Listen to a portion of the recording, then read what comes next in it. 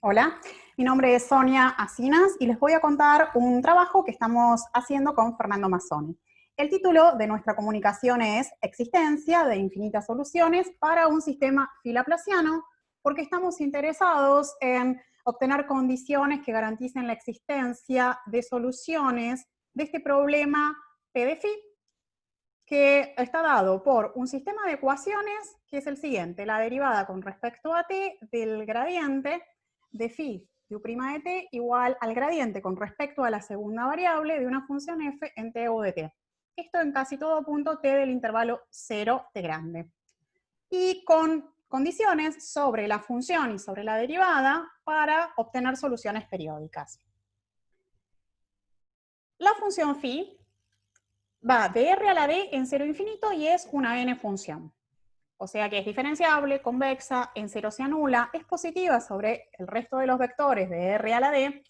Cuando la calculamos en un vector y en su opuesto, obtenemos el mismo valor, y cuando consideramos el cociente de phi de i sobre la norma euclídea del argumento, vemos que ese cociente se va a cero cuando la norma euclídea del argumento va a cero, y en cambio se va a más infinito cuando la norma euclídea del argumento se va a más infinito.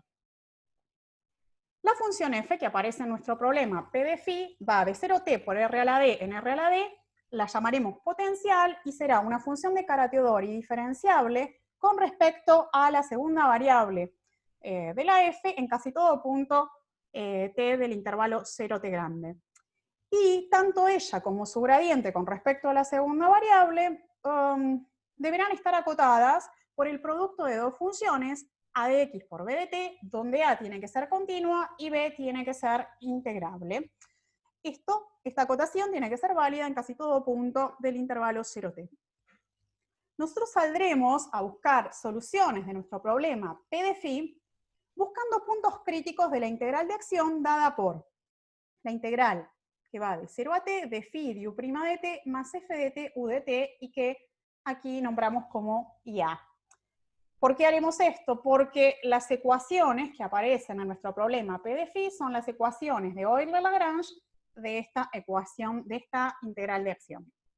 Ahora bien, para que esta integral de acción tenga sentido, necesitamos que las funciones u y u' que aparecen en la integral de acción vivan en un espacio adecuado. Por esta razón, nosotros vamos a trabajar en el espacio de Sobolev-Orlix W1 de L phi t, donde tenemos funciones absolutamente continuas que en cero valen lo mismo que en t y cuya derivada está en L de phi, entendiendo como L de phi el espacio donde tenemos funciones medibles para las cuales existe una constante positiva, de manera que cuando calculamos la integral de phi de lambda por esas funciones que tenemos en el conjunto, esa integral es finita. Cuando a este espacio, W1 de L phi t, lo dotamos con una norma, como puede ser la suma de las normas tanto de u como de la derivada consideradas en el espacio de Orlix L de phi, obtenemos un espacio de Banach.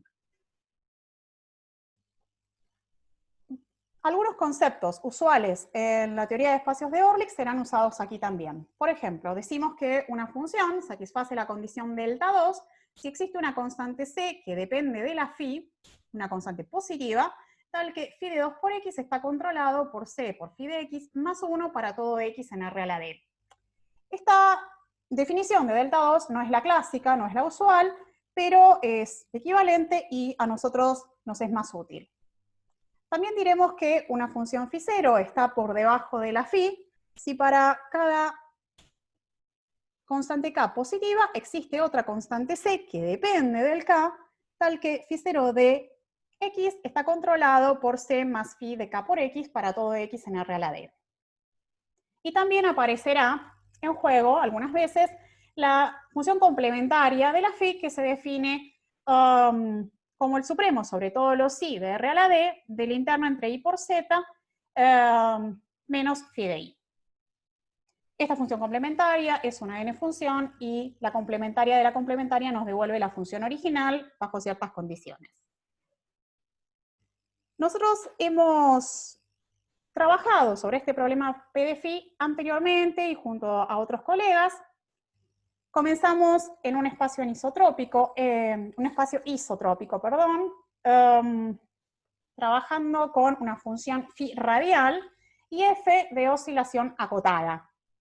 Luego consideramos un potencial de gradiente acotado en un mismo contexto isotrópico y luego cambiamos a un espacio anisotrópico, a considerar una función phi de r a la d en 0 infinito escalar, para poder medir de diferente manera las diferentes direcciones del espacio. Y volvemos a considerar el gradiente del potencial acotado. En estos 3 papers nosotros trabajamos con el método directo del cálculo de variaciones para poder llegar a establecer condiciones de existencia de la solución de P de phi. Luego también trabajamos con el método dual. Tanto el método directo como el dual nos permitieron encontrar al menos una solución del problema P de phi, pero en ambos casos nosotros llegamos a esa solución minimizando la integral de acción. Entonces ahora nosotros queremos explorar otros métodos, en particular trabajar con el método minimax y considerar al potencial como la suma de dos potenciales y sobre cada uno de ellos imponer condiciones diferentes. Para este enfoque nosotros tomamos como base un trabajo de Lee, Agarwal y Tang, donde ellos trabajan con método minimax y consideran al potencial de una forma similar a la que queremos considerar nosotros para el caso del P laplaciano. Sobre el tratamiento del potencial como la suma de otros dos, hay muchos trabajos. Yo aquí solo nombro dos, de Pasca y Tan, y de San y Chen, para el caso, por ejemplo, del QP laplaciano o del P laplaciano, donde usan método directo y método dual. Las condiciones que nosotros impondremos sobre nuestros potenciales F1 y F2 son las siguientes. Para el F2 necesitaremos que exista una n función phi 0 que esté por debajo de la phi y una función integrable de positiva, tal que la complementaria del gradiente de F2 sobre la función d, que tiene que ser integrable, esté controlado por phi 0 de x más 1. Y luego consideraremos dos condiciones sobre el potencial F1 o sobre menos el potencial F1. Y aquí aparece F1 sombrerito porque quiero hacer mención justamente a F1 o a menos F1. Bien, ¿qué es lo que vamos a pedir? Que existan constantes positivas, lambda y mu, tal que F1 de t lambda de x más i esté controlado por mu F1 de tx más mu F1 de ti. Esta condición en varios trabajos aparece como subconvexidad o superconvexidad, dependiendo de las cotas que se pongan sobre lambda y mu. Nosotros solo pedimos que sean positivas. Y por último, una condición que llamamos E sub phi 0 y que la pedimos también sobre F1 menos F1 y necesitamos que exista una phi 0 por debajo de la phi y una función B integrable tal que aquí F1 esté controlada superiormente por phi 0 de x más 1 por B de t. A partir de estas condiciones y para una n función phi de complementaria delta 2, ¿sí? Con f potencial satisfaciendo las condiciones que vimos anteriormente, F1 con la D y la phi 0, F2 con B. En la hipótesis 1 la pedimos para F1 o para menos F1, una u otra, una o la otra, son excluyentes. Entonces, a partir de ello, vemos que existen constantes universales C1, C2, C3 estrellas, tales que la integral de acción está acotada inferiormente por una expresión donde tenemos, por un lado, la integral de phi de u', y por otro aparece una expresión donde tenemos el promedio de la función u. ¿Sí? Entonces podemos acotar inferiormente la integral de acción con algo donde tenemos claramente separado lo que depende de la derivada y lo que depende del promedio. Aquí, esta expresión que aparece acá, y se llama K de U raya C2, C3, es lo siguiente. 1 sobre phi 0 de 2 U barra por C3, la integral del F1 de C2 U barra más la integral del F2. De alguna manera es como una especie de promedio ponderado por la phi 0 del potencial. ¿Sí? Y está escrito en detalle aquí porque vuelve a aparecer en nuestro resultado principal. Nuestro resultado principal nos lleva a determinar condiciones que nos permiten llegar a la solución de nuestro problema P de phi. Entonces aquí nosotros necesitamos que tanto phi como su complementaria, las dos sean delta 2, estamos agregando la condición sobre phi. El potencial, como F1 más F2, la hipótesis 1 y la hipótesis 2 son las mismas del lema, que son las condiciones sobre los potenciales, y agregamos una tercera condición sobre el potencial en general. ¿Y qué pedimos? Que ahora cuando tomamos el límite inferior sobre un R grande, cuando se va infinito, de el supremo sobre el conjunto de los vectores de R a la D que tienen norma R, la integral del potencial se va a menos infinito. ¿Sí? Esa es la condición extra que estamos pidiendo. Y a partir de aquí vemos que existen constantes universales, que son las mismas del lema, tal que si C1 estrella acota inferiormente a el límite superior para R tendiendo a infinito, ¿de qué cosa? El ínfimo, ahora trabajamos sobre los X de RD de una norma igual a R chiquito, distinto del R grande, a priori. ¿De qué cosa? De K de X C2 C3. K, recuerden, es la misma del lema y es esa especie de promedio ponderado. Es 1 sobre Φ0 de 2 por X, sería en este caso, por la suma de las integrales de F1 y F2, y en F1 aparecen C2 y C3 estrella. Para redondear, o sea, si tenemos que esta expresión K, que este promedio está acotado inferiormente, entonces a partir de eso nosotros vemos que el problema P de phi tiene una sucesión de soluciones y que cuando calculamos la integral de acción en esa sucesión de soluciones obtenemos una sucesión que va a infinito. Pero además hay otra sucesión de soluciones que hace que la integral de acción se vaya a menos infinito. La idea de la prueba, ¿cuál es?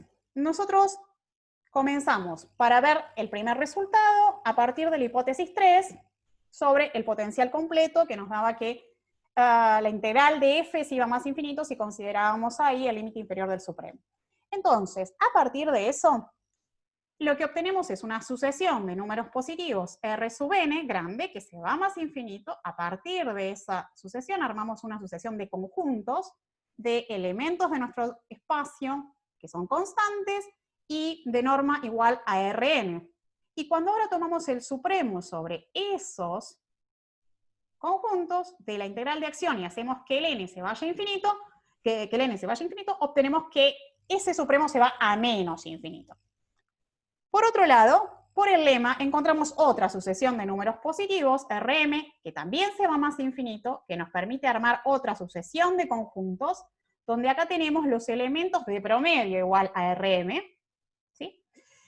Y ahora lo que consideramos es el ínfimo sobre esos conjuntos HRM de la integral de acción, tomamos el límite y acá lo que pasa es que se va para el otro lado, se va para más infinito. Bueno, estas dos condiciones, una estrella y dos estrellas, son muy importantes en nuestra demostración. ¿Cómo sigue? Bueno, lo que hacemos es armar o considerar o definir un conjunto M sub n donde viven las funciones gamma, que son continuas, que van de la bola de radio Rn al espacio, y esas funciones gamma coinciden con la identidad en el conjunto Srn, o sea, en el borde de la bola. Una vez que definimos nuestro Mn, definimos C sub n, como el ínfimo sobre gamma viviendo en Mn, del máximo sobre la bola de I de gamma de X. Esta definición es usual en la teoría minimax, ¿sí? ¿Qué hacemos a continuación? Usando justamente el lema y la primera condición estrella que obtuvimos a partir de la hipótesis 3, uno puede ver que este C sub n, que es el ínfimo del máximo, está acotado inferiormente por el supremo de la integral de acción, ahora sobre esos conjuntos Srn.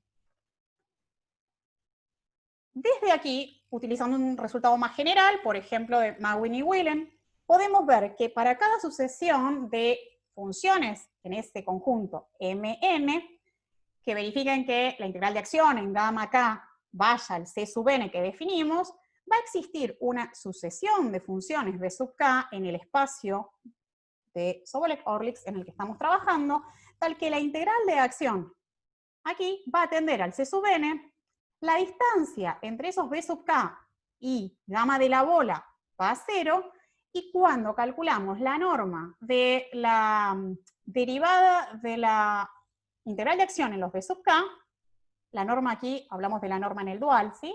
De la funcional. Entonces, eso tiende a 0. ¿Para cuando K tiende a infinito? Entonces, a partir de esta última condición, ¿sí? Ya estamos viendo por dónde vienen los valores críticos y los puntos críticos. Tenemos que salir a buscarlo por ahí. Entonces, podemos ver luego que esa sucesión de funciones B sub K está acotada en W1 del FT, pero no lo vemos directamente, lo vemos a través de funciones que viven en el gamma K de la bola, que están cercanas a BK. Para esas funciones que tomamos acá, una WK que tomemos, aplicando el lema y usando que la integral de acción sea más infinito sobre los conjuntos HRM, podemos ver que finalmente las WK están acotadas y luego la BK. Teniendo la sucesión de las BK acotadas, podemos, por un procedimiento más general, encontrar algo similar a la condición de Pales-Neil. No tenemos Pales-Neil directamente. Pero nos alcanza eso como para extraer una subsucesión convergente, no le cambié el nombre aquí, esta sería la subsucesión, y convergen a alguien que aquí le llamamos U sub n, justamente para usar la misma denominación en el sentido de atar el C sub n con el U sub n. Por ser el límite, justamente este U sub n cumple lo que queremos. La integral en U sub n vale C sub n y la derivada de la integral de acción allí vale 0. O sea que tenemos nuestra solución, tenemos un valor crítico para la integral de acción y tenemos solución para nuestro problema. Luego, usando nuevamente qué es lo que le ocurre a la integral de acción sobre el HRM, podemos ver que la integral de acción en U sub n tiende a más infinito cuando n tiende a infinito. Para el punto 2 se emplea el método directo del cálculo de variaciones, ¿sí? ¿Sobre dónde? Sobre un conjunto P sub n con n fijo y donde tenemos las funciones de promedio menor o igual a Rn. En este conjunto P sub n, que es convexo y cerrado, podemos ver que la integral de acción está inferiormente acotada, es coercitiva, es débilmente semicontinua inferior, y entonces podemos aplicar el método del cálculo de variaciones. A partir de una sucesión minimizante, extraemos una subsucesión que converge débil en W1 del phi a alguien que aquí nosotros llamamos UN estrella. Ese U sub n estrella es el lugar donde la integral de acción realiza su ínfimo. Entonces ya encontramos un punto donde tenemos un mínimo para la integral de acción en ese P sub n, pero necesitamos que ese U sub n estrella esté en el interior del P sub n. Bueno, podemos verlo eso usando justamente las dos condiciones, una estrella y dos estrellas, que tenemos dadas al principio. Una vez que tenemos que el U sub n estrella está en el interior, tenemos que la derivada vale 0, y entonces tenemos solución para nuestro problema. Usando la hipótesis 3 y lo que tenemos a consecuencia de ella, podemos ver luego que la integral de acción en U sub n estrella se va a menos infinito. Dos comentarios finales. Si consideramos phi de x igual a x a la p, nuestro resultado incluye los que nosotros hemos visto tanto para potencial superconvexo o subconvexo, porque no estamos poniendo condiciones sobre el lambda y el mu.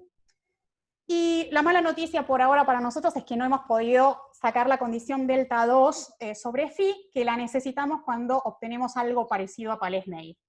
Aquí les dejo las referencias de los trabajos que he mencionado y nuestros contactos, y les agradezco desde ya el tiempo que han dedicado a escuchar nuestra comunicación.